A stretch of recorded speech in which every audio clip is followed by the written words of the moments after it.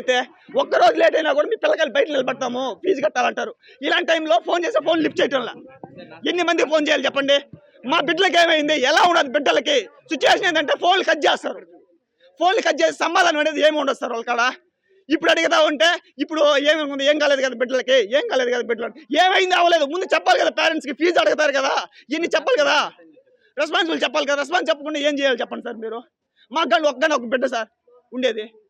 చేస్తారా మిసోల్కి కాదు సార్, పిల్లలు దింపారు, పిల్లలు దింపారు కదా. ఏమైపోతారు 4 కిలోమీటర్స్ ఏమైపోతారు?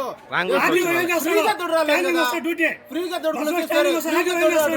మీరు డబ్బు తీసుకున్నారు, డబ్బు తీసుకున్న పిల్లల కోసమే ఉండేది. లక్షలు పెడతా ఉన్నాం. అప్పుడు సేఫ్టీగా తీసుకురావాలా లేదు? వాళ్ళు సేఫ్టీగా తీసుకురావాలి. డ్రింక్ అండ్ డ్రైవింగ్ దేని పెడుతున్నారు డ్రైవర్ ని? పిల్లలు అనుకుంటున్నారా? వద్దనేసాను, మా ఫ్రెండ్స్ అందరూ వద్దన్నారు. కానీ ఆ టీచర్స్ బాగున్నారు. సరే మనం ఏదైనా అడిగినా, మనం ఏదైనా పిల్లల గురించి అడిగినా వాళ్ళు అప్పుడే రెస్పాన్స్ ఇస్తున్నారు అనేసి ఒక్కదాని కోసమే చేరుస్తున్నా. కానీ ఇలాంటి దీంట్లో అయితే నేను అసలు పిల్లలు అయితే చేసేది లేదు. ఎవరు చేరాలో 42 మంది కంప్లీట్ చేస్తుంటే ఎవరు సమాధానం చెప్తారా? వెహికల్ ఇన్ఛార్జ్ ఏం పేకుతున్నాడు? వచ్చా పేకుతున్నాడా? దేని చేస్తున్నారు? ముందు మా పిల్లకాయలు 42 మంది చచ్చిపెట్టి వేస్తామని చెప్పారు. 42 మంది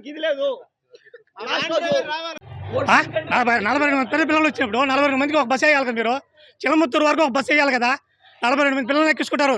నిప్పపేట కానీ రాంగ్ రూట్ పోతావు. రాంగ్ రూట్ లేదని జరిగి ఊరు సమాధానం చెప్తారు. వెహికల్ ఇన్ఛార్జ్ ఏం చేస్తున్నాడు? ఫీజు కట్టకపోతే రూల్స్ అడుగుతున్నారు కదా. ఆ వెహికల్